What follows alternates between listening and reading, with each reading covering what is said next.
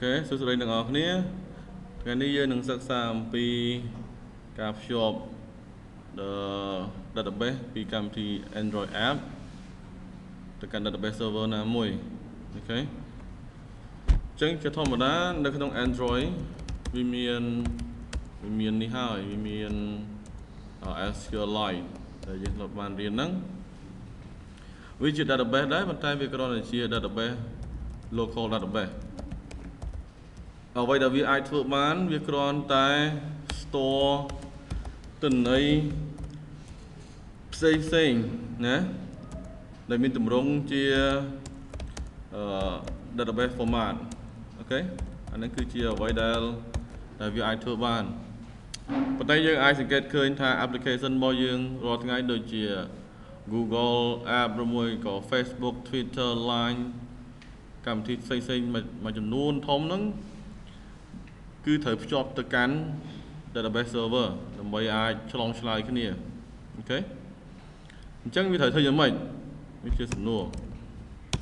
អញ្ចឹងនៅក្នុងគ្រប់ smartphone ទាំងអស់គឺវាប្រើ concept ដូចគ្នាទាំងអស់មិនថា Android មិនថា iOS មិនថា Windows Phone មិនថា BlackBerry អីផ្សេងៗទេអូខេគឺវាប្រើដូចគ្នាទាំងអស់អញ្ចឹងដើម្បីភ្ជាប់គឺទី1គឺវាភ្ជាប់ពី smartphone app នេះវាជា concept ទូទៅវាភ្ជាប់ទៅកាន់ web server អូខេសំដៅ web service មិន web server web service ហើយវាភ្ជាប់ទៅកាន់ database server ហើយនេះជា concept ទូទៅទាំងអស់អញ្ចឹងមិនខុសគ្នាទេពី Android របស់យើងគឺដើម្បីភ្ជាប់វានឹងគឺ Android ត្រូវការភ្ជាប់ទៅកាន់ web service មួយយើងអាចភ្ជាប់មកកាន់ PHP បានហើយវាភ្ជាប់មកកាន់ MySQL បានអូខេឬមួយក៏សម្រាប់អ្នកដែលគាត់ចេះ ASP.NET គាត់អាចប្រើ ASP.NET ចឹងទៅហើយគាត់អាចភ្ជាប់មកកាន់ SQL server របស់គាត់បានអូខេហើយវាអត់មែនថា limit តែសម្រាប់តែ PHP ASP.NET ទេអ្នកឯងចង់ប្រើស្អីក៏បានដែរ Python ចង់ប្រើស្អី Ruby ក៏បានដែរ JSP មកស្រឡាញ់ចង់ប្រើទៅអាហ្នឹងអូខេចឹងអ្នកឯងចេះ JSP ភ្ជាប់មកអូខេអ្នកឯងចេះRuby អ្នកឯងប្រើទៅ Ruby on Rails ហ្នឹងអ្នកឯងចង់ប្រើ Python ប្រើទៅគឺវាអាចភ្ជាប់មកបានទាំងអស់អូខេគ្នាហើយក៏វាមិនមែនភ្ជាប់តែមក MySQL បានទេចង់ភ្ជាប់ទៅ Oracle ក៏បានដែរពីព្រោះអាកដាលនេះវាជាយាន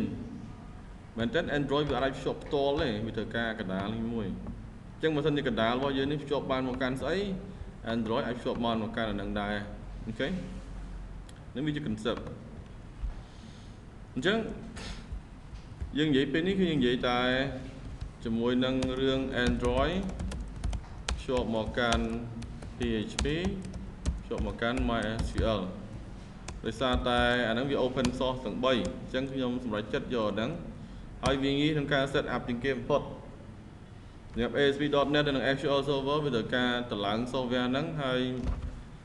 បញ្ហាគឺម៉ាស៊ីនខ្លះវាតម្លើងទៅអត់បានស្រួលហើយអ្នកខ្លះទៀតក៏គាត់អត់សូវចេះ SQL server ជាងពិបាកតិចអញ្ចឹងខ្ញុំសម្រេចចិត្តបង្ហាញអំពីការប្រើ PHP និង MySQL អញ្ចឹងយើងដឹងថា database ទាំងអស់វាមាន concept របស់វា4គឺ create read update ហើយនឹង delete ដែលគេឲ្យ acronym វាហ្នឹងគឺ CRUD អូខេអញ្ចឹងសម្រាប់របស់វានេះក្នុងករណីបើសិនជាយើងចង់ប្រើ CRUD យើងប្រើ3យើងបើសិនជាយើងមែនតើបើសិនជាយើងនិយាយអំពីនេះវិញគឺ insert អូខេ insert into ហ្នឹងអញ្ចឹងណានេះ select នេះ update ដដែល code ក្នុង SQL អានេះគឺ delete អញ្ចឹងណាអញ្ចឹងសម្រាប់ insert update delete គឺយើងប្រើ concept មួយនេះ read អត់អាចប្រើបានទេអញ្ចឹងនៅក្នុង CRUD របស់វាគឺប្រើបាន3គឺប្រើបានម្ចាស់តែបើសិនជាយើងចង់ទាញទិន្នន័យមកវិញយើងចង់ read ទិន្នន័យមកវិញ គឺយើងត្រូវទៅប្រើគោលការណ៍មួយផ្សេងបញ្ជាក់មកវិញនេះគឺវាអាច read ផ្ទាល់ពី PHP ឯង PHP ហ្នឹងត្រូវបំលែងទិន្នន័យទាំងអស់ហ្នឹងឲ្យទៅជា JSON ឬមួយក៏ XML format អូខេអញ្ចឹងមួយណាក៏បានដែរបើមិនយើងបង្កែ XML យើងប្រើ XML ទៅយើងបង្កែមើល JSON យើង JSON ទៅប៉ុន្តែ popular ជាងគេថ្ងៃនេះគឺប្រើ JSON ពីព្រោះទិន្នន័យរបស់វាតូចជាងប្រហែលជា2ដងឧបមាថា file របស់យើងនៅក្នុង XML នេះវា10គីឡូអីចឹងទៅអញ្ចឹង JSON ប្រហែលជា4គីឡូដែរ3-4គីឡូអញ្ចឹងទិន្នន័យវា small ចូលក្នុងទូរស័ព្ទរបស់យើងវាលឿនជាងអូខេហើយ Facebook ថ្ងៃហ្នឹងវា slack ដែលថាវាយឺតអីហ្នឹងគឺដោយសារតែទិន្នន័យដែលវា compile មកហ្នឹងគឺវា compile យឺតហើយ format ដែលវាដាក់ចូលមកវាយឺតសម្រាប់ Android ហ្នឹងគឺវា compile មកហ្នឹងពិសេសគឺពាក់ព័ន្ធជាមួយវីដេអូហ្នឹងវាយឺតចឹងដល់ពេលដល់ឯណាយឺតមកវាតាក់ធ្វើឲ្យអ្នកដែលប្រើទូរស័ព្ទប្រភេទស៊េរីចាស់ដែលមាន memory ទាបវាយឺតដោយសារតែកន្លែងហ្នឹងឯងវា convert មកយឺតពេកអូខេហើយវាព្យាយាម improve ដែរ Facebook អីប៉ុន្តែក៏វានៅតែយឺតអូខេអញ្ចឹងខ្ញុំនឹងបង្ហាញនៅក្នុងនេះខ្ញុំនឹងបង្ហាញអំពីការ insert ហើយនឹងការ read ចឹងសម្រាប់ថ្ងៃនេះខ្ញុំ insert បង្ហាញពី insert សិនហើយថ្ងៃក្រោយយើងនឹងនិយាយគ្នាអំពីការ read select សម្រាប់ update ហើយនឹង delete នេះខ្ញុំអត់បង្ហាញទេដោយសារតែយើងពេលវេលាមានកំណត់ហើយគោលការណ៍វាស្តៀងវាបូកផ្សំគ្នារវាង select ហើយនឹង insert into អូខេអញ្ចឹងយើងធ្វើខ្លួនឯងពីខាងក្រោមអូខេអញ្ចឹងទី1គឺយើងត្រូវបង្កើត web PHP សិនអញ្ចឹងណា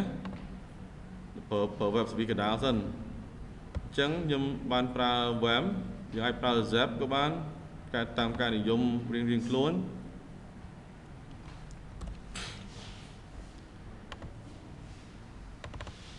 ចឹងនៅក្នុងនេះខ្ញុំបង្កើត database មួយខ្ញុំឲ្យឈ្មោះថា Norton 2ខ្ញុំមិញវា Norton 1ហើយ Norton 2ហើយខ្ញុំចូលទៅក្នុង local host របស់ខ្ញុំបង្កើត database មួយចឹងនៅដែលមាន concept PHP កន្លែងនេះយើងអាចចាប់បានងាយនៅណាដែលអត់មាន PHP ទេអាហ្នឹងគឺយើងត្រូវមើល PHP ឡើងវិញតែកូដខ្ញុំបង្ហាញនេះគឺសាមញ្ញបំផុតងាយបំផុតតែម្ដងមកវា Norton 2ខ្ញុំយកជា UTF-8 General CI នេះគឺដើម្បីឲ្យ Unicode យើងអាចបញ្ចូលទៅបានបើយើងអត់យកអាហ្នឹងទេអត់អាចបញ្ចូល Unicode ខ្មែរយើងបានទេចឹងខ្ញុំបង្កើតជា table ដូចជាអាចថា student អីចឹងចុះ table student អីចឹងយើងដាក់អីក៏បានដែរហ្នឹងស្អីតែយើងណាព្រោះដូចទៀតយើងមាន table ច្រើនទៅតាមការងារយើងជាក់ស្ដែងតែដោយសារតែ student វាងាយជាងគេយើងយកអាហ្នឹងទៅចុះចឹងយើងប្រកាសដាក់ឈ្មោះយើងមកចឹងខ្ញុំដាក់តា4ដែរ tel ហើយនឹង major ហើយយក varchar អាច50តួទៅ tel នេះ5-10តួបានហើយ major 50តែចុះអញ្ចឹង ID នៅពេលនេះគឺយើងយកជា primary key ហើយយើងយកវាជា auto increment ពេលដែលយើងឃើញអក្សរ AI នេះគឺ auto increment ហើយនៅក្នុងនេះអូខេអញ្ចឹង tick វាផងមានថាលេខហ្នឹងគឺវាកើន automatic ហើយយើង tick ឲ្យក្រុមនេះផងដើម្បីឲ្យវាអាច null បានអូខេតើយើងអាចដាក់ not null ក៏បានស្អីយើង not null ថាបញ្ចូលត្រូវបញ្ចូលទាំងអស់ប៉ុន្តែដោយសារតែយើងតេស្តជាមួយនឹងទូរស័ព្ទអញ្ចេះយើងដាក់ not null ទៅវាក្នុងករណីយើងភ្លេចអីមួយវានៅជួយយើងអី error បានណា save អូខេជាមួយយើងមានប៉ុណ្ណឹង ID STI ID name tel major Nên thôi mấy tiền trên tầm bông phốt nó như thời bậc cao đó block cả đá nè PHP nè hỏi nè nhớ đó lên mai SQL nhưng mà cả hỏi PHP một cả hỏi và cả này chắc như thời bị chè về nhiều mình nhé nhưng mà cả page mùi máu nhưng mà ôi chúng ta insert .php cái này nhưng mà prao ID ấy hồ hai lôi tới nhưng ta tới notepad plus sầm anh chắc là bay insert tình này cho nó bao giờ được bán từ những chọn down HTML đang tới ok rồi HTML bọc nhóm này cứ sầm anh nhé head title nhé chính how we insert data head body ok chế bây giờ sầm anh nữa cái nó nói mình dùng perform là bởi vì chúng tình lấy tới chứng form miền ấy là sum khăn vào viết cái miền action ok chứng action với tới là method chúng tình lấy chỉ a chứng property method ní cứ dân ai cho đỡ bàn chỉ post một cái chia get post mini tha tình này bị chun tới nhưng mơ đặt khơi get nhưng mơ khơi nó không URL chính như pra post ở trong bị chun tình này tới nhưng đã vía student name input type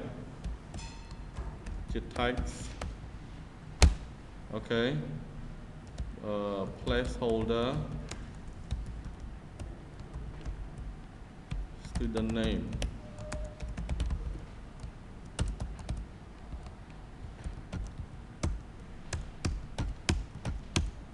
chứ dương bị cho tận bay để mua hai đấy bạn dương ở bị cho ID để sai để vía chia auto increment và auto increment thì dương bị cho cái error này chẳng hạn như lấy từ sắp cái major ok tell major nói gồm post ghi dân thời đại của tổng đừng á chân dân input type submit value insert chứ những anh tay về bán localhost này not done to insert ok nhưng ai cho vào toàn thì tới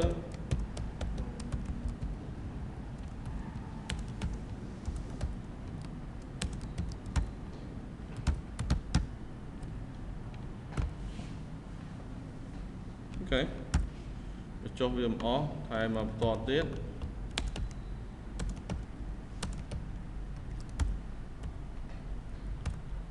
ok cho nên mình chụp basic HTML đây vì anh mình lấy cho nào này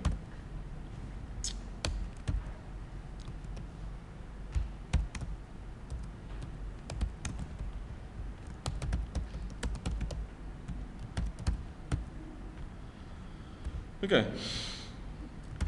chẳng phần nắng khi dân ai ở kia bị cho bán này có thể là bay từ tua tình đấy nếu người dân từ dễ PHP chẳng á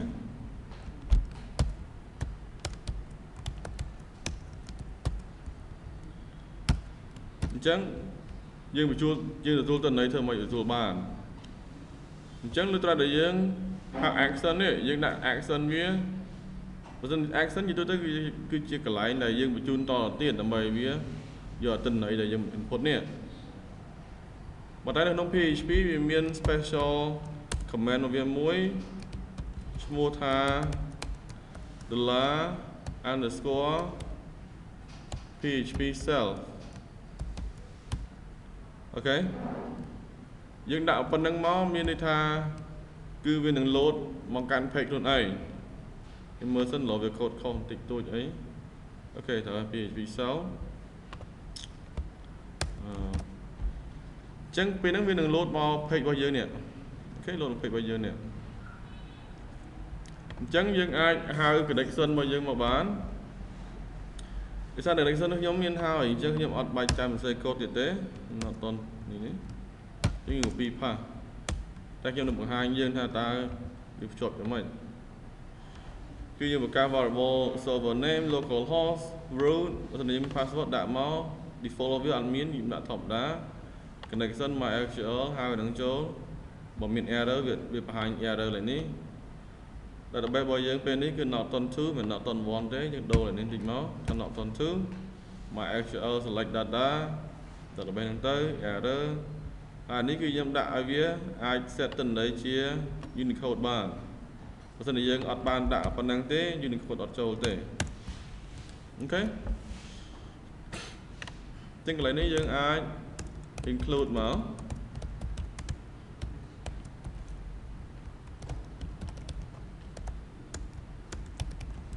អូខេប៉ុណ្ណឹងមកគឺយើងអាច insert ទៅនៃចូលបានហើយអូខេចេះសួរទៅន័យឲ្យយើងយកមកពីណាន័យឲ្យយើងយកមកពី input នេះយក input វាអត់មានឈ្មោះផងអូខេចឹងកន្លែងហ្នឹងវាត្រូវមាន property មួយទៀតដែលសំខាន់គឺ name ឯ ID មិនគឺតែ name សំទោសខ្ញុំមើលសិនហ្នឹងហើយ name ខ្ញុំដាក់ឈ្មោះវា txt name វាយកទៅដើម្បីវាស្តៀងជាមួយនឹង REST application មួយយើងខ្ញុំហៅវា txt cell អូខេនេះគឺ major អូខេប៉ុណ្ណឹងមកគឺយើងអាចឲ្យវាទទួលតំណែងនេះបានហើយអញ្ចឹងគឺយើងអាចហៅ MySQL មក MySQL ឯគេហ្នឹង MySQL query យើងមក insert វាចូលបានហើយប៉ុណ្ណឹងកូដរបស់វា MySQL query យើង insert ចូលទៅចឹងកូដរបស់យើង insert into tbl student ចឹងយើងដាក់ចូលមក values មាន s នេះអូខេចឹងកន្លែងនេះដោយសារតែវាជាកន្លែង auto number ទៅ ID ជា auto number គឺយើងអត់ដាក់នឹងចូលបានទេតែយើងត្រូវរាប់អីផ្សេងក្រៅពី field ណាជា auto number cell major អូខេយើងដាក់ចូលមក1 2 3គឺរបស់យើងនេះត្រូវទាញតំណែងអញ្ចឹងដើម្បីទាញតំណែងធ្វើម៉េចត្រូវប្រើអីគេខ្ញុំប្រកាស variable មួយខ្ញុំហៅវា txt txt name ដូចគ្នាក៏បានដែរអត់បញ្ហាទេហើយយើងហៅវា $_post អូខេតង្កៀបហើយយើងយកអតិន័យនឹងមកនេះអតិន័យហ្នឹងគឺយើងត្រូវដាក់វាចូលទៅក្នុង line post ហ្នឹងអូខេយើងធ្វើដូចគ្នាជាមួយនឹងអាហ្នឹង1 2 3អញ្ចឹងនេះគឺ tell ចូលមកចូលទៅដាក់ចូលមកដាក់ចូលទៅអូខេចឹងអានេះដាក់ចូលទៅក្នុងនេះមកនេះដាក់ចូលមកក្នុងនេះទៅនេះដាក់ចូលទៅក្នុងនេះមកយើងទៅមកឯងអូខេអូខេប៉ុណ្ណឹងចប់ហើយតែយើងមើលទៅមានបញ្ហាអីអត់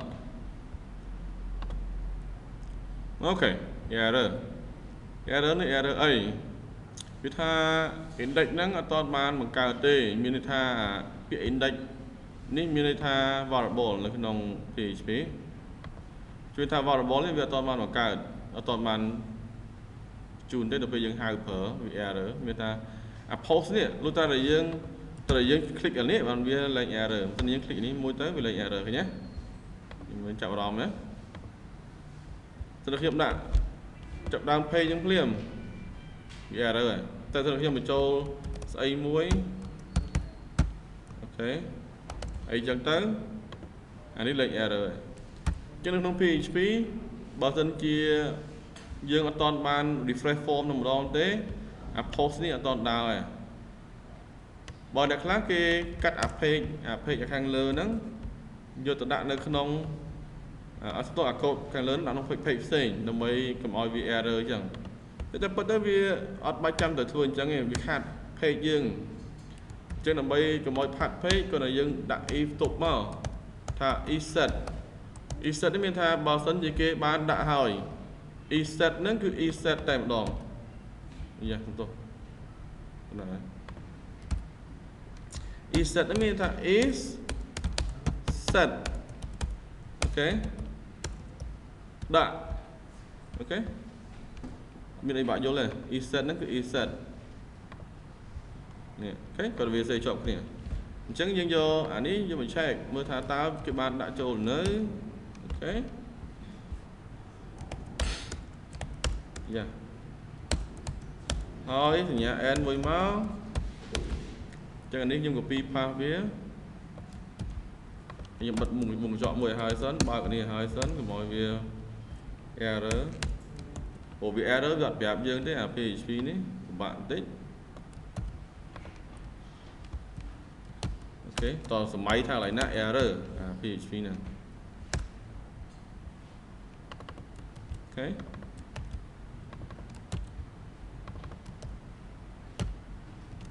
ចឹងបើសិនជាគេមិនទាន់មានទេบอกថាបើសិនជាមិនទាន់មានអញ្ចឹងដូចតែគេយើងដាក់ថាហ្នឹងហើយបើសិនជា ESET បើសិនជាបានដាក់ហើយគឺអាមកកូដរបស់ block ហ្នឹងវាដើរតែបើមិនទាន់មានទេគឺវាម្លងវាចូលទៅ L ដោយសារយើងមាន L អញ្ចឹងវាម្លងកូដហ្នឹងចោលតែម្ដងអូខេឥឡូវយើងបើកមើល page ហ្នឹងឡើងវិញគេវាលេខអីអូខេខ្ញុំចូលពីនេះសិនផ្លាច់ដូរវានៅ error ទៀតវាលេខអីហ្នឹងទៅដល់ពេលយើងចង់ដឹងថាតើឥឡូវវាដើរអត់អញ្ចឹងដើម្បីដឹងវាគឺងាយឯងយើងសរសេរ A code នៅខាងក្រោមនេះមួយហើយខ្ញុំសរសេរថា inside if មានថាវានៅក្នុង if ហើយខ្ញុំសរសេរខាងក្រៅនេះថា outside if អូខេនេះ outside ឃើញទេជិះមានថាអា block នេះវាអត់តន់ចូលទេអញ្ចឹងបើណាខ្ញុំដាក់ស្អីមួយIT ឃើញទេ inside if ហើយវាចេញ outside វិញអញ្ចឹងមានថាកូដរបស់ block នេះវាដើរឃើញទេបើដឹកមកបានហើយយើងមើលទៅទិន្នន័យរបស់យើងវាចូល2 3បាត់ហើយណាមកផ្លុះអូខេអញ្ចឹងខ្ញុំលុបវាចោលសិនដើម្បីយើងធ្វើតេស្តវាឡើងវិញ yes អូខេខ្ញុំចូលម្ដងទៀតដើម្បីឲ្យទិន្នន័យស្អាតសុកសារី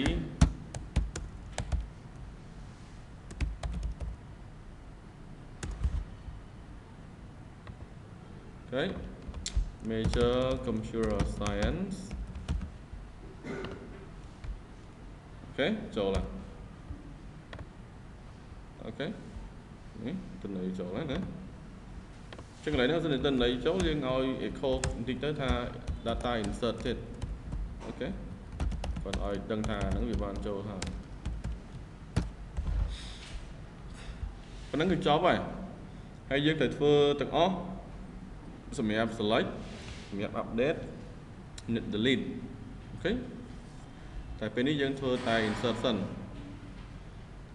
អញ្ចឹងយើងចូលមកក្នុង Android របស់យើងអញ្ចឹងយើងធ្វើបានដំណាក់កាល2ហើយនេះមួយហើយនេះមួយហើយអញ្ចឹងនៅសល់នេះណានៅសល់នេះអញ្ចឹងយើងនឹងធ្វើ Android app នេះដើម្បីវាភ្ជាប់មកបានអញ្ចឹងយើងបង្កើត application មួយថ្មីខ្ញុំហៅអីគេអានេះ Android MySQL ឬមួយក៏ដាក់ MySQL មុខស្រួលអូ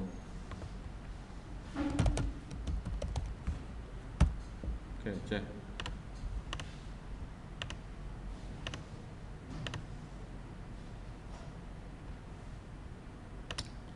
ចឹងនៅក្នុង page insert របស់យើង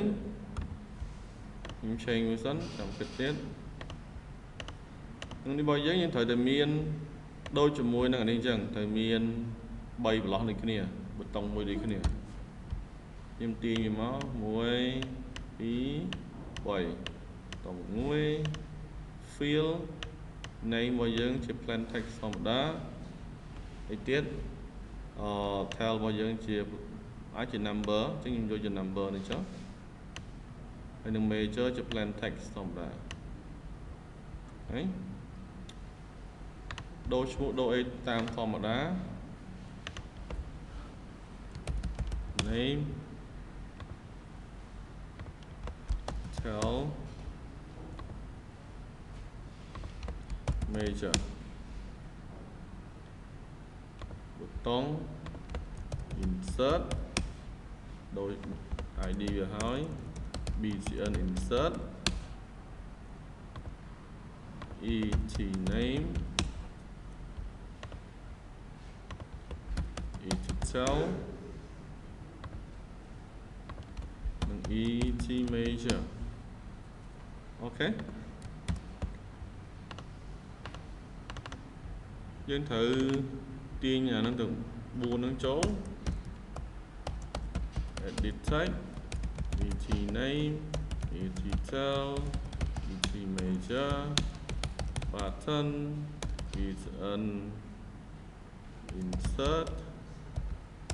Control Shift O okay et name edit text find view by ID et name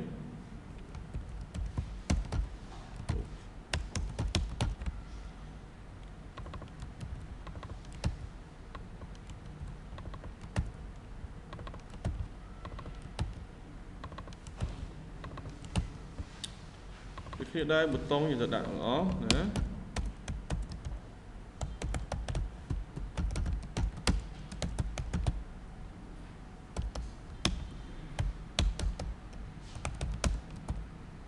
set on click listener ok control lệch mũi rồi về máu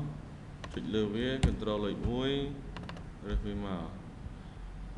mình như này giờ thử cá lục để cho của mọi đồng khàn chứ ok chính chỉ lại để dương thử xe code này bây giờ lại insert này bây giờ dương pra nick dương thử cá cho một cán website bao dương chia miền tha cho được nông browser cho được nông web chẳng đầm bay ai việc cho một bán được cái đồng ní cứ dương thử config mà cái này được cái nông Android manifest ní dương thử đại vía ai permission ai pra internet bán dương bài chào vào đó cầm thì dương download mỗi dương tay tại khơi miền cái việc thà cầm tí nữa cả permission này là một download đó nó Play Store Google Play Store đó cứ để xa tay dương thử bị chẹt viên những ai mua hết đến thử bị chẹt chẳng nhưng thử đăng tha cầm thi ở ngay class việc máu sầm để cầm thi class tiết về ai chia vậy rồi cầm thi class tiết ai chia hack chẳng bờ sân dự đăng permission muốn user còn ai miền ca song sái còn ai thà mình download tại một đòn mình install tại một đòn mà là cầm tí còn là cầm tí muối sầm nhạt chụp pearl xong nào số sẽ permission có xong tăng vì user account tăng vì Facebook account tăng vì ấy chứ giờ từ ok vô còn là cầm tí pearl số từ xong ấy chứ nó phải chỉ ai hack ấy ai cầm tí sầm nhạt tiền vô lôi bao nhiêu này chẳng user có install tại một đòn nếu vì các lang chụp buôn nè đại cho nó download đi lại xây mình chỉ App Store mình chỉ Play Store và Google nó miền Pành Hà cái lối ấy là sao từ nâng ai ok ai cầm đừng gọi này nó còn sói từ tại một đoạn tại vì cái đấy Android bị ban tục thà bảo dân chia cam thi năng vì permission ấy này để xong trên đường cam thi bao giờ nếu như người buôn tại xong viết vào internet chắc như thử phở use this permission if saying tay à khang lớn nó dừng đại bởi thế dừng bởi ta use permission in môi trường ở nơi khang đam đáy ní dừng từ vô permission យើងអាចកលេចមើលនេះទៅថា mission អីខ្លះដែលយើង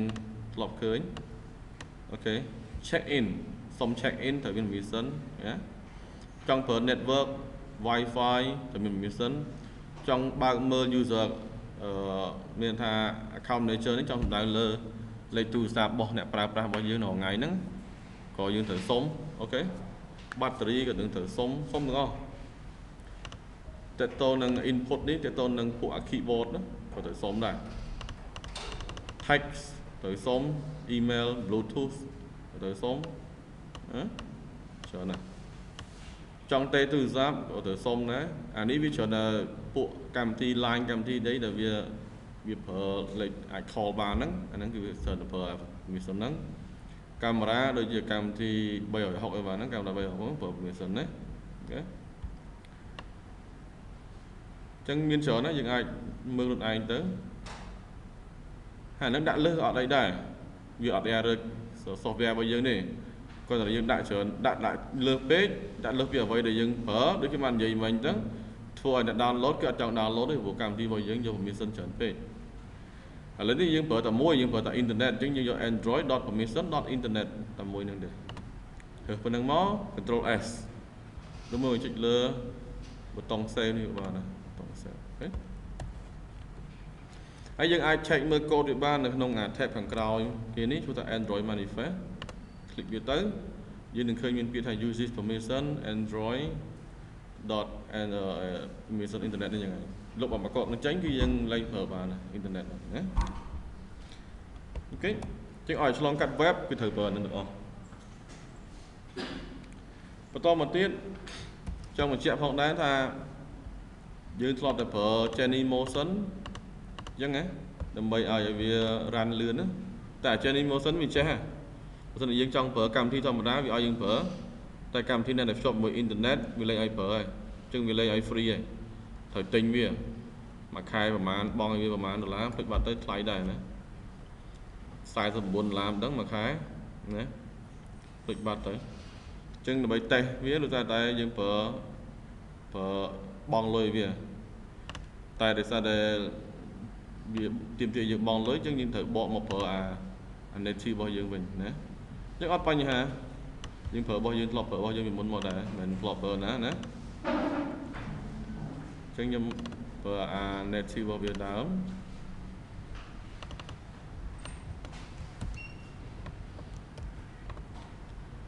អូខេនេះយើងធ្លាប់ប្រើពីមុនមកហ្នឹងយើងទៅប្រើវិញមកខ្ញុំរ៉ាន់វាមួយសិនដើម្បីឲ្យវាលឿន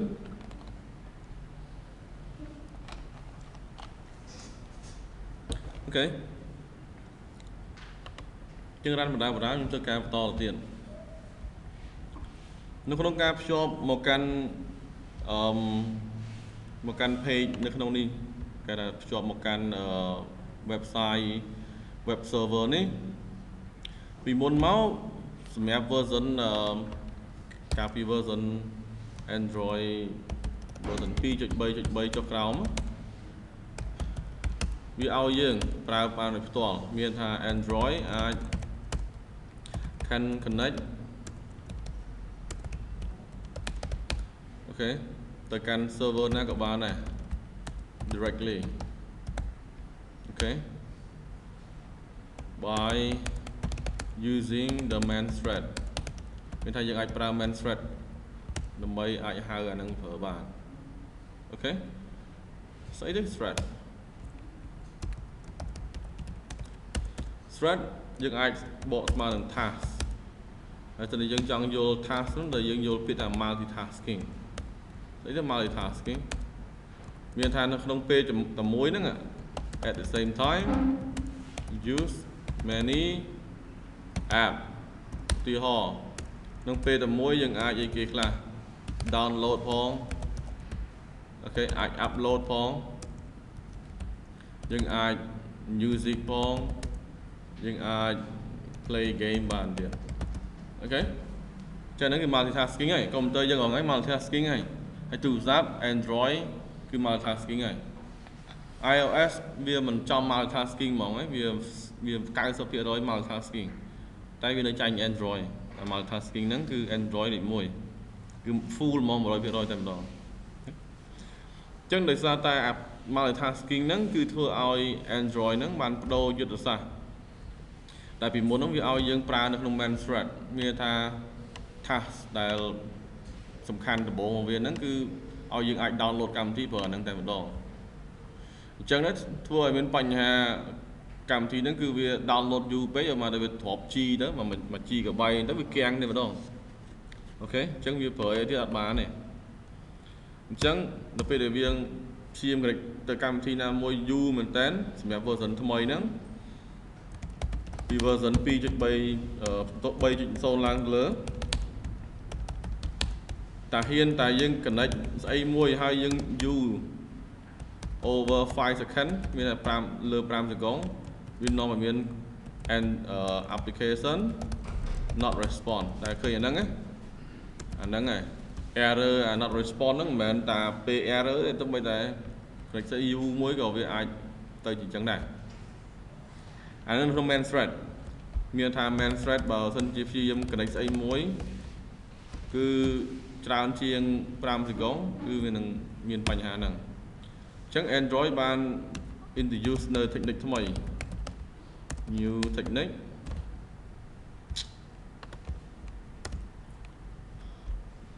ថ្មីហ្នឹងគឺវាឲ្យយើងប្រើ thread ផ្សេងអូខេវាថាឲ្យយើងប្រើ use another thread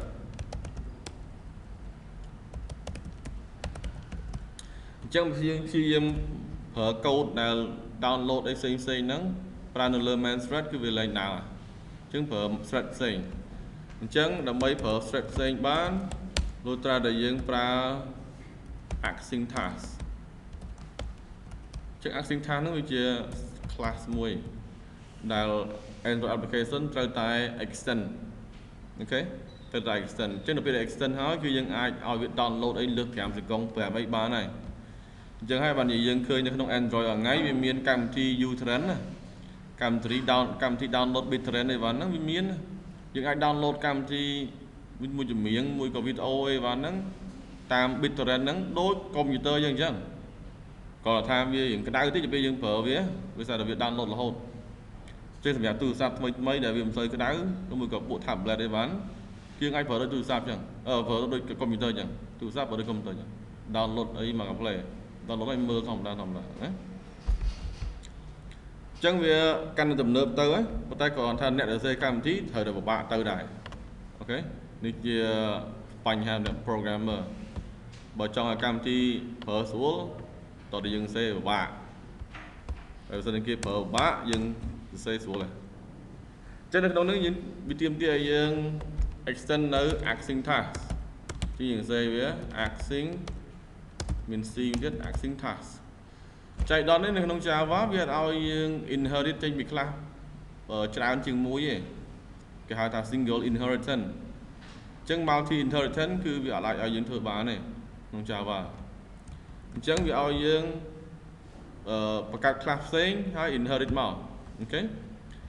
ដោយសារបញ្ហាហ្នឹងគឺយើងត្រូវតែប្រើ inner class អញ្ចឹង inner class នេះគឺជា class មួយដែលនៅក្នុង class ផ្សេងទៀត inner ខាងក្នុង inner class គឺជា class នៅក្នុងខាងក្នុង class មួយនៅក្នុង class មួយផ្សេងទៀតណាហើយយើងអាចឲ្យឈ្មោះអីក៏បានដែរ insert data អញ្ចឹងមកវាជា class របស់យើងហើយពេលនេះយើងអាច extend បានចេញពី async task អូខេតែសិនជាយើងវាយ async task វាត្រូវឲ្យយើងដាក់variable របស់ធាតុ3អញ្ចឹងសិនជាយើងចេះយើងដាក់ចូលមកតែសិនជាយើងអត់ចេះទេយើងវាយតែ async ទៅប៉ុណ្្នឹងមកហើយយើងចុច control space ប៉ុណ្្នឹងក៏បានដែរចុច control space មកវាឲ្យយើងរើសហើយយើងរើសលើគេមកអញ្ចឹងវាចេញអានេះឲ្យយើងនេះសញ្ញាធំចុចតូចជាងគ្នានេះគឺគេហៅថា generic មានថាយើងដាក់ប្រភេទរបស់វាធ្វើឲ្យយើងធ្វើអញ្ចឹងតែម្ដង async task ហ្នឹងអញ្ចឹងអានេះគឺជា data type របស់ parameter ខ្ញុំឲ្យវា string ហើយ progress ខ្ញុំឲ្យវា void ហើយ result ខ្ញុំឲ្យវាជា boolean អូខេគេនិយមប្រើ string void string void boolean អូខេ គេនិយមប្រើហើយខ្ញុំបញ្យល់ថាស្អីគេអញ្ចឹងវាទាមទារឲ្យយើង implement method មួយឈ្មោះថា do in background ដាច់ខាតត្រូវតែប្រើអាហ្នឹងតែម្ដង do in background នោះមានថាកម្មវិធីរបស់យើងពេលនេះគឺវា run នៅក្នុង background គឺវាអត់ run នៅក្នុង main thread ទេអូខេអញ្ចឹងដើម្បីហៅវាប្រើបានគឺចិត្តរបស់យើងនេះកម្មវិធីរបស់យើងគឺដល់ពេលដែលយើង insert នេះគឺយើងហៅអា code នឹងមកប្រើអញ្ចឹងនេះគឺ insert របស់យើងនេះ method insert របស់យើងមកញ៉ា set on click listener ហ្នឹងអញ្ចឹងដើម្បីហៅវាប្រើគឺយើងត្រូវហៅវា set insert data អញ្ចឹងមកខ្ញុំហៅវា task 1 new insert data ហើយ task 1 dot execute អូខេ dot execute អញ្ចឹងមកអូខេដាក់ hello ទៅអា hello ហ្នឹងវាចូលអានេះយើងមើលអានេះវាចូលតាមអានេះអានេះវាចូលតាមអាហ្នឹងវារត់ចូលមកនេះអូខេបើមិនយើងហៅ hello ចេះនេះអាខ្សោននេះវានឹងបានទន័យ hello ហ្នឹងហើយអូខេវានឹងបានទន័យ hello ហ្នឹងហើយបើមិនយើងបញ្ជូនអីទៅគឺអាហ្នឹងឯងកន្លែងដែលវាទទួលបានអូខេបញ្ជូនតាម execute ទទួលតាម do in background ហើយកន្លែងនេះអូខេ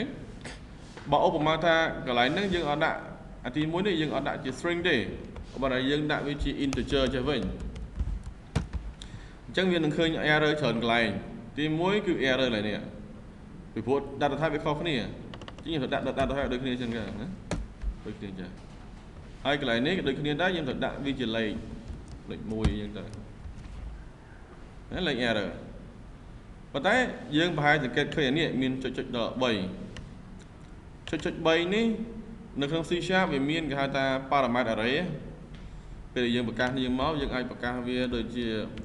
param ស្អីខ្ញុំភ្លេចបាត់ទៅដូចជា param array អញ្ចឹងមិនដឹងណា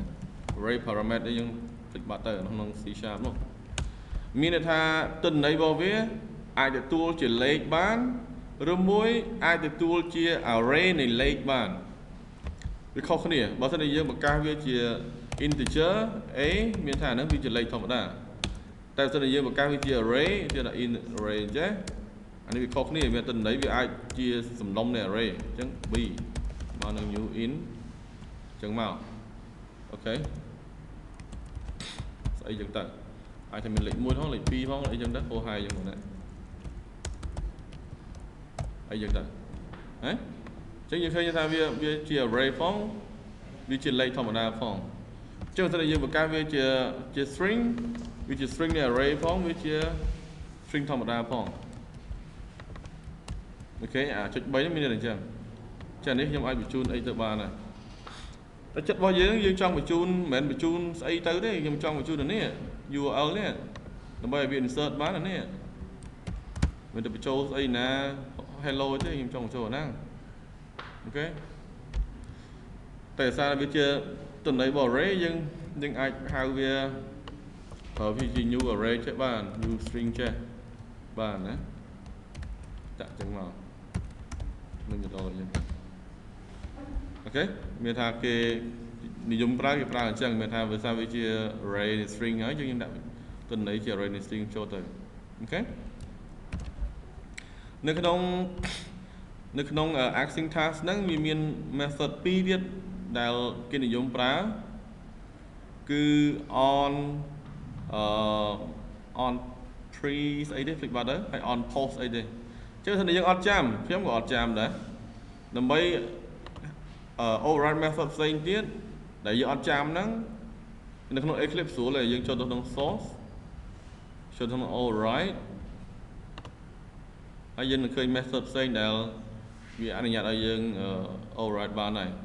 នេះប្រើតាម Eclipse ណាមិនមែនជា Android ទេ Android វាអត់មានអាហ្នឹងឲ្យយើងទេតែយើងចាំកូដអ្នកណាអាចប្រើស្អីផ្សេងគាត់ប្រើ NetBeans ប្រើអីអញ្ចឹងអាហ្នឹងយើងត្រូវរកខ្លួនឯងសម្រាប់ Eclipse គឺវាមានស្រួលឲ្យយើងសោះគឺយើងអាច tick វាមកអ្វីដែលយើងចង់បានគឺ on pre execute pre បត់តែមុន post បត់តែក្រោយ pre war មុនសង្គ្រាម post war ក្រោយសង្គ្រាមអូខេ chứ mình trên method pi năng ở dương trước chúng vô post đã khăn khổm làm mây ở phía đang cầm pin là ca với top nè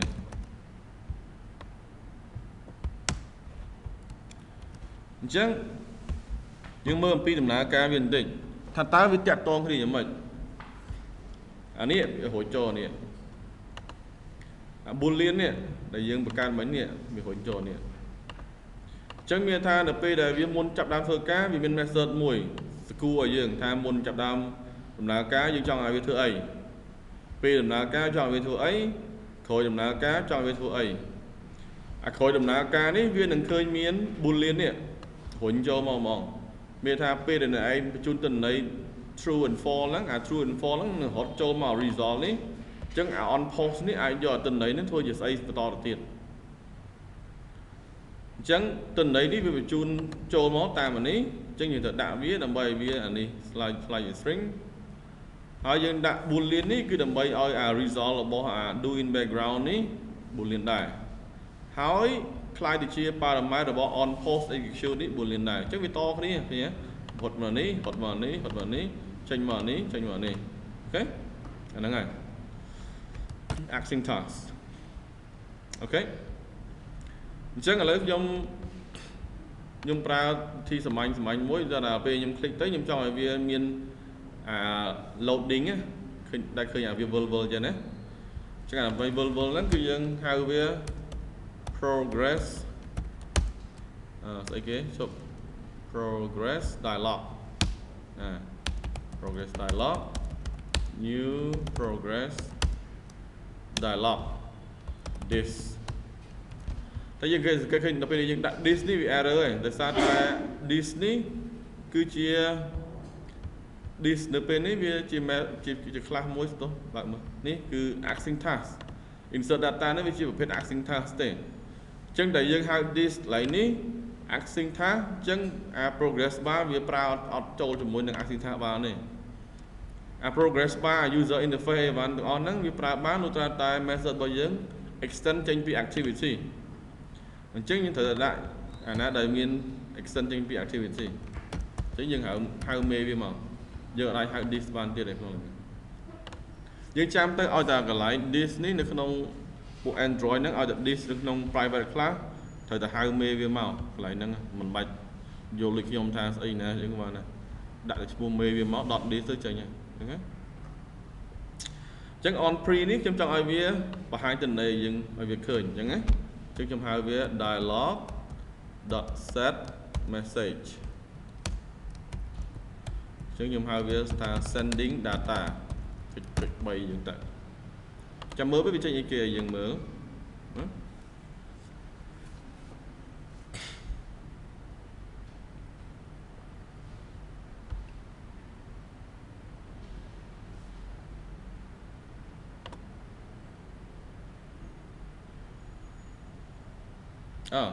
cho bạn hai dot show bạn change with it dialog dot show bạn change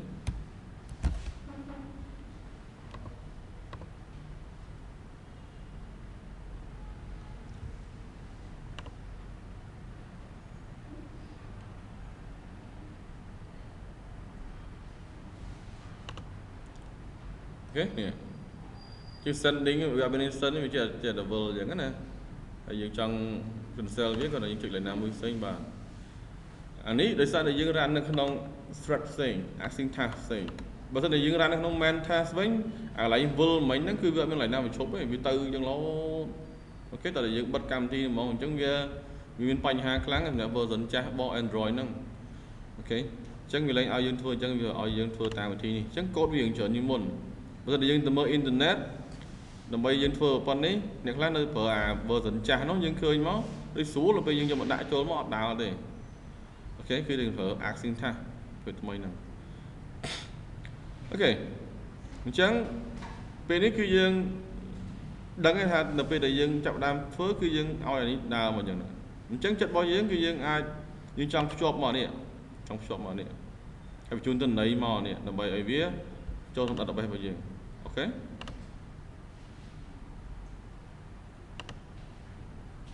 ចេញស្អីណាវិញ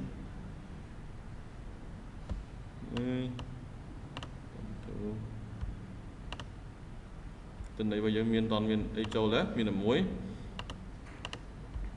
chẳng cái này nhầm đồ vì đã thay URL miền action miền thay URL là bị chun màu biển đi máu okay chẳng cái này nó dân thử chập ram hai tình này giờ một ra chẳng cái nó cứ từ bốn lá dân hai về HTTP client okay client mang default HTTP client okay rồi code tập nhầm rơi chạm đấy rồi nhầm mưa code bọc nhầm chặt thì sân đó của mình chở này nắng á cặp luôn mà cặp lấy hay chú viên bảo ha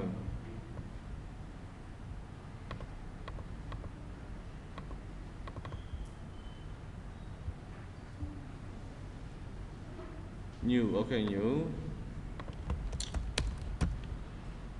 chẳng phần đăng miền đây tha dương chập đam shop connection từ can PHP ok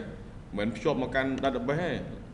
dương hay dương lọc lư và can connection một can database anh ấy ở đấy can connection một can PHP dương ai mưa là diagram bao nhiêu nè tuần nào vào đấy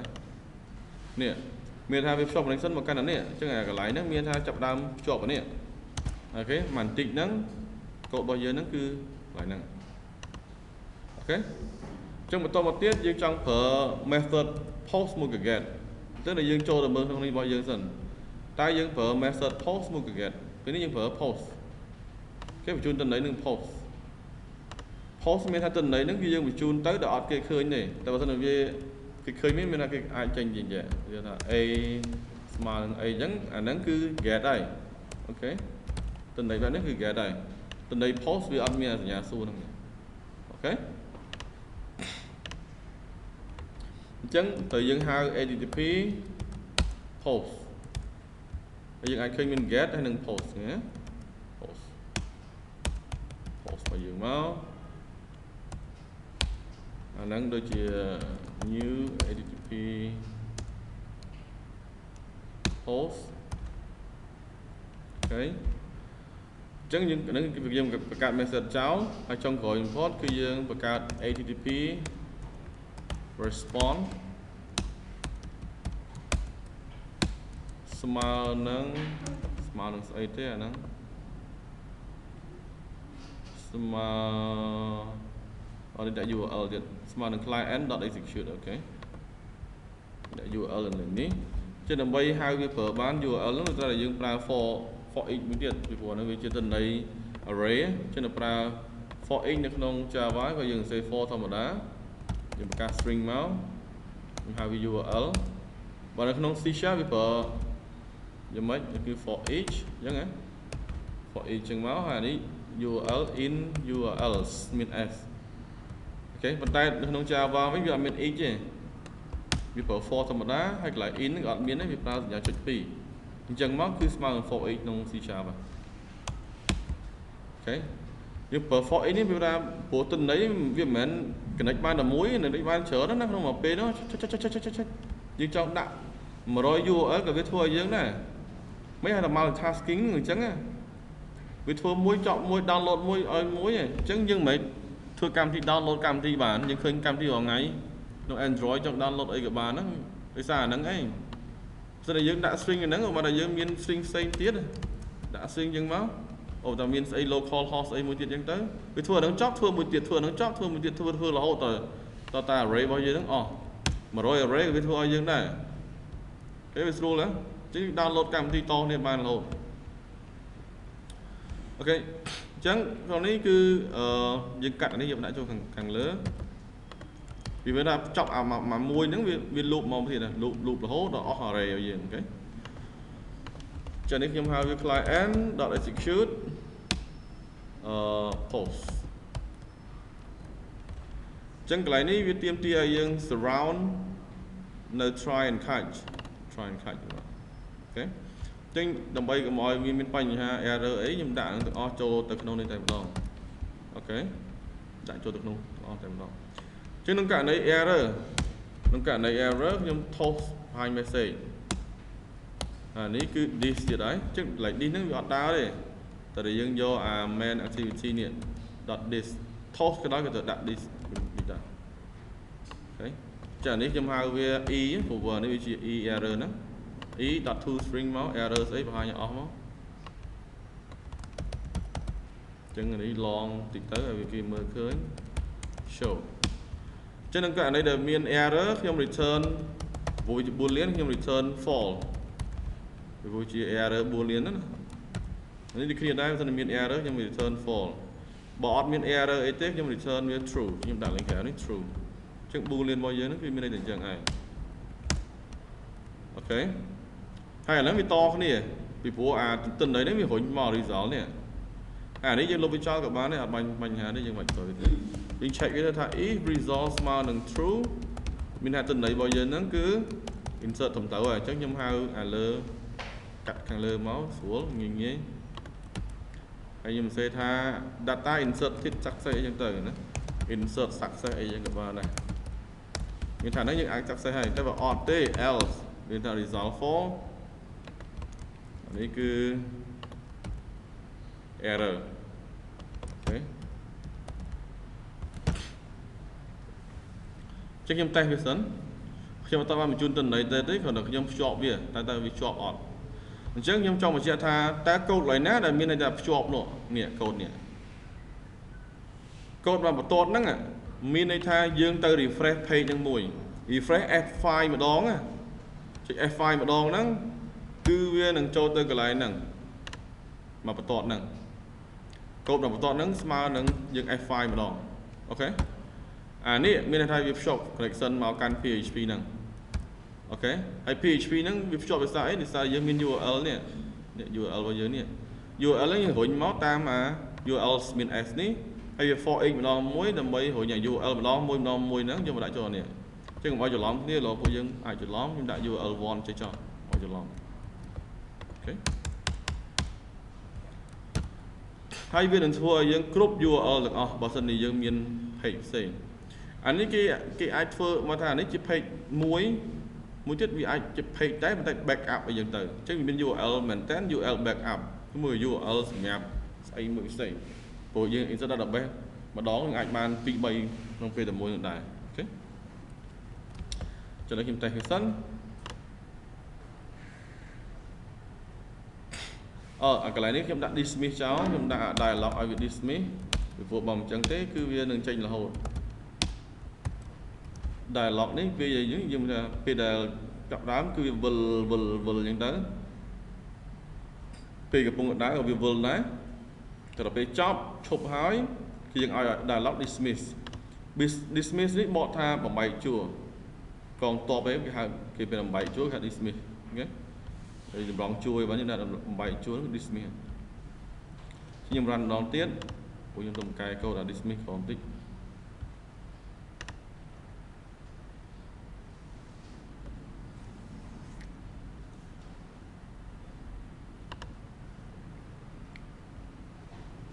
អូខេខ្ញុំ insert sending error បាត់អូខេ error នេះដោយសារតែបញ្ហាមួយនៅក្នុងនេះដោយសារតែអា local host នេះវាអត់ស្គាល់ទេ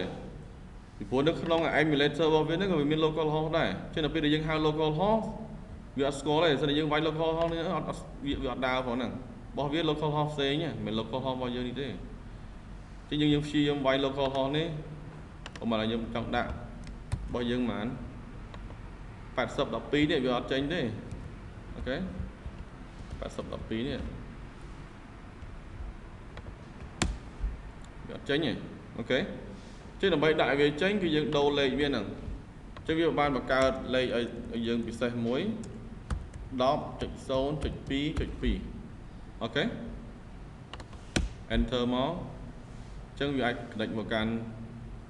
server របស់យើងនេះបានហើយអូខេមួយផងដែរបើសិនជាយើងចង់ប្រើអាហ្នឹងអីផ្សេងហ្នឹងយើងដូចប្រើក្នុង web ហ្នឹង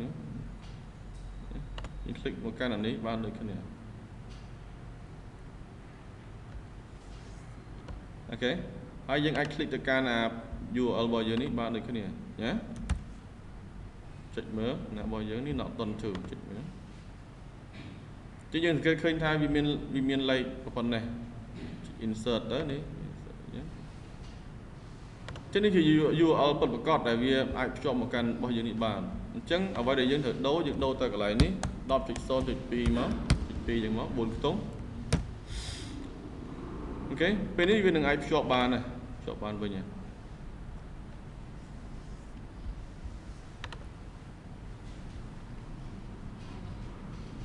ai chọn một chiếc phòng đấy tha dân ai vừa đọc trực son trực pi ní lúc ta tại emulator bao giờ nữa nó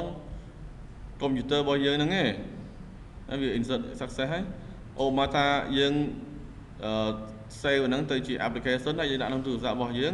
khi đánh một căn computer bọc dòng ní install lên lại nếu như thử đâu với tôi URL bao website bao giờ này mình hosting maintain á dân ở đây phở chân bán này bây giờ trong shop từ dạng từ căn server computer bao giờ cứ phở bán đây mà đó đây là phở hosting chứ là tính hoster mà đâu dân tình cho thà xây cái my app hosting ấy chẳng tới nếu chỉ hosting bao nhiêu nữa rồi một bên website bao nhiêu bây giờ thà lụ đồ chẳng tới thì họ người ta major xin play ấy chẳng tới thì họ chứ bao cái mình major xin play bao cái chẳng ok mình shop một bài chứng lại nắng đã bay shop một cân từ sáp cái thời là offline để sử dụng offline ok đây là những gọi trong tay này không từ emulator bao giờ nên không chỉ muốn computer bao giờ nên nhưng vừa lấy phần năng vào này ok chân bây giờ dân shop phần năng máu việc shop bán này giờ bạn khơi mấy những insert success để sao tới vì bạn châu thẩm thử vì admin châu được nông là catch như thế chân thường mấy đầm bay chun tuần này bây giờ bị ban nè tuần này được nông et nè et nè chân nhân thử hai viên mùi xanh tiết cứ post dot set entry ok chứ nhìn thời đã set entry mới là phải cho tuần đấy ta mà nâng chẳng tuần đấy vào viết tôi lạc cái nạ chỉ lạc cái nạ name value pair chẳng nhìn thời một cái array list muối hay những hai viên name value pair với chia class muối tay vì art share giờ control space mới ở trên này dùng ngờ năng muối hay là sao vì server như hai pairs mean s new array list name value pair admin s đây ok control shift o importទាំងអស់ok ចឹងអា name value pair នេះវានៅក្នុងនេះនៅក្នុង a ខ្ញុំមើលឃើញហ៎ org.apache.adp.name value pair អូខេចឹងយើង add វាមកស្អីគេហ្នឹងpairs.add ចឹងដើម្បី add វាគឺយើងបង្កើត basic name value pair ហើយយើងដាក់ឈ្មោះរបស់យើងនេះមកហើយ value ដាក់ចូលទៅចឹង value នេះគឺបានមកពីអានេះ et របស់យើងនេះ et name ពីព្រោះតំណែងគឺបានមកពី text box ចឹងណាយើងយក get text មក to string ចូលហើយចឹងនេះដាក់ឈ្មោះអីគេឈ្មោះ name ឬមួយក៏ my name ឬមួយក៏អីគេបាទកន្លែងនេះដែលសំខាន់នេះគឺវាត្រូវការរុញទិន្នន័យចូលមក PHP យើងត្រូវដឹងថាវាមិនមែនជាអ្នកដែលរុញទៅបានទេចូល database នេះវាអត់រុញនេះវារុញមកកាន់តែ PHP តើយើងបាននិយាយគ្នាពីដើមមកថាវារុញមកកាន់ PHP នេះអញ្ចឹងអាការងារ PHP នេះវាទទួលទិន្នន័យបានហើយរុញ database ខ្លួនឯងទៅរុញមិនរុញខ្ញុំដឹងទេដឹងរុញទិន្នន័យឲ្យឯងយកធ្វើទៀតទៅ PHP ឯងធ្វើឲ្យបានធ្វើខ្ញុំមិនដឹង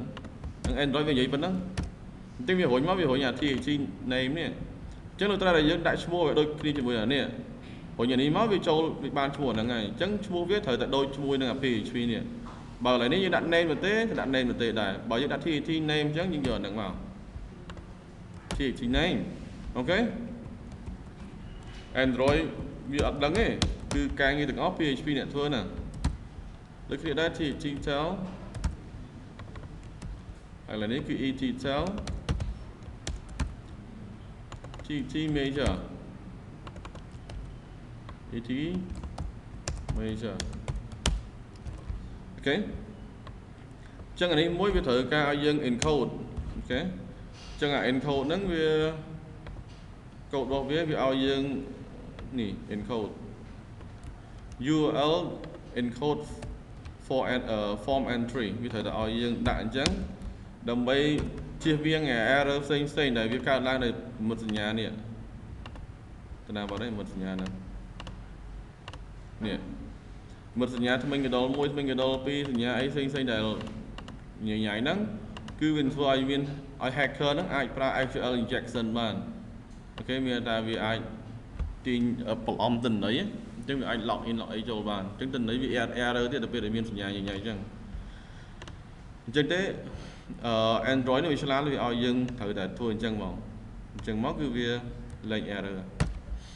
អញ្ចឹងយើងមើលទិន្នន័យរបស់វានេះមែនតើគឺវាគ្រាន់តែរុញទៅកាន់ PHP ទេ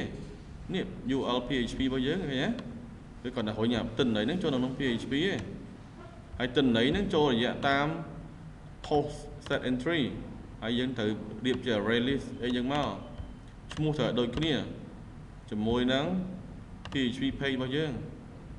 ណែដាក់អីកន្លែងនេះដាក់ដូចគ្នាអូខេបន្តមកទៀតបញ្ជូនទិន្នន័យចឹងហើយវា run fresh F5 មួយផាច់អានេះមែនទេវាស្មើនឹងយើង press F5 តែប៉ុណ្្នឹងឯងមានន័យតែប៉ុណ្្នឹងអាហ្នឹងចុចឆាច់អញ្ចឹងទិន្នន័យចូល plot ហើយដល់ពេលឲ្យ PHP យើងទប់យ៉ាងម៉េចមកខ្លួនឯងវាអត់ដឹងអូខេឥឡូវខ្ញុំសាកសិនឥឡូវខ្ញុំមិនមានទិន្នន័យរបស់យើងនៅក្នុង database នេះមួយអូខេឥឡូវខ្ញុំដាក់ផ្សេងសៅដុល្លារលេខទូរស័ព្ទ099អីចឹងទៅ major business insert អូខេ refresh មើលមកដែរមកអូខេសៅដុល្លារអូខេចឹងទាំងអស់ហ្នឹងគឺប្រើសម្រាប់មកប្រព័ន្ធហ្នឹងអញ្ចឹងវាដូចជាការងារវាដូចជា double មានថាយើងត្រូវធ្វើអា PHP ហើយបើយើងមកត្រូវធ្វើលើនៅក្នុង Android ទៀតយ៉ាងណាក្តីនេះវាជាវិធីសាស្ត្រតែមួយគត់ដែលគេប្រើរួមគ្នាតែខ្ញុំបាននិយាយតាំងពីដំបូងថាមិនមែនតែ Android ទេ smartphone ទាំងអស់ក៏ត្រូវធ្វើអញ្ចឹងទាំង iOS ទាំងអីទាំងអស់ត្រូវធ្វើអញ្ចឹងអូខេអត់មានវិធីផ្សេងទេ Windows ក៏ដោយស្អីក៏ដោយ Windows Phone អីក៏ដោយទៅធ្វើអញ្ចឹងអស់អូខេ Google App Facebook Twitter Instagram ស្អីទាំងអស់ដែលយើងប្រើរាល់ថ្ងៃហ្នឹងធ្វើអញ្ចឹងទាំងអស់អត់មានវិធីផ្សេងទៀតទេអូខេជិះខ្ញុំសង្ឃឹមសង្ខេបឡើងវិញថាដំណើរការនៅក្នុង Android របស់យើងនេះយ៉ាងម៉េចទីមួយគឺយើងបង្កើត application ដូចជាមួយនឹង PHP អញ្ចឹងក្នុង website អញ្ចឹងហើយយើងបង្កើត ETE ធម្មតាហើយអ្វីដែលសំខាន់ក្នុងនេះគឺយើងត្រូវបង្កើត async task មួយហើយយើងដាក់ឈ្មោះ private class មួយស្អីមួយទៅយើង extend ពីហ្នឹងមកអានេះគឺជា parameter របស់ do in background អូខេហើយអា boolean នេះវាជា data type របស់method ហ្នឹងមានថា result ពេលដែលវាចូលជា string return មកវិញវា return ជា boolean អីចឹងទៅដើម្បីយកទៅប្រើនៅខាង post នេះដើម្បីបញ្ជាក់ថាបើសិនជាវាចូលហើយ insert ដល់វាមិនទាន់ចូលទេ error អូខេហើយអាកណ្ដាលនេះស្អីគេអាកណ្ដាលនេះប្រហែលជាយើងអាចសង្កេតឃើញថាពេលដែលយើង insert ទៅវាវិលអាហ្នឹងគេអាចធ្វើវិលប្រមាណភាគរយបាន1% 2% រហូតដល់ 100% បានអាវិលហ្នឹងយើងត្រូវប្រើនៅក្នុង method មួយឈ្មោះថា on progress update អាហ្នឹងយើងយកអាទិន្នន័យរបស់វាយកមកចែកជា kilobyte ទៅហើយចែកជាភាគរយទៅឃើញហើយយើងអាចឆែកមើលអ៊ីនធឺណិតទៅឃើញហើយអាហ្នឹងថាតើធ្វើយ៉ាងម៉េចដើម្បីបាន on progress update ហ្នឹងងាយទេអាហ្នឹងវាគាត់ជាវាមិនមែនជា concept អីចឹងវាគាត់ជា user interface សម្រាប់ឲ្យឃើញស្អាតអីទេប៉ុន្តែអាហ្នឹងវាមានសារៈប្រយោជន៍ចំពោះអាកម្មវិធីដូចជា download អីផ្សេងវាត្រូវការឲ្យ user ឃើញដូចយើងឃើញកម្មវិធីខ្លះ download ពី YouTube វាហ្នឹងគឺយើងវាប្រើអាហ្នឹងដដែលហ្នឹងដូចគ្នាអញ្ចឹងវាប្រើហ្នឹងព្រោះគាត់ code download វាផ្សេងវាមិនមែន code ហ្នឹងទេវា code download ផ្សេងណានេះវាគាត់ជាការ insert អូខេអញ្ចឹងការងាររបស់វាមានតែប៉ុណ្្នឹងឯងសម្រាប់ insert ទៅណាហើយអ្វីសំខាន់គឺកន្លែងនេះយើងត្រូវចាំវាផង 10.0.2 ហើយសម្រាប់ការ select យើងនឹងនិយាយគ្នានៅពេលក្រោយសម្រាប់ update និង delete អាហ្នឹងខ្ញុំអត់ធ្វើអីទេយើងគុំចូលគ្នាទៅ insert ទៅជាមួយនឹង select ទៅវាចេញហើយណាតែសម្រាប់ពេលនេះខ្ញុំសូមអរគុណជួបគ្នានៅពេលក្រោយ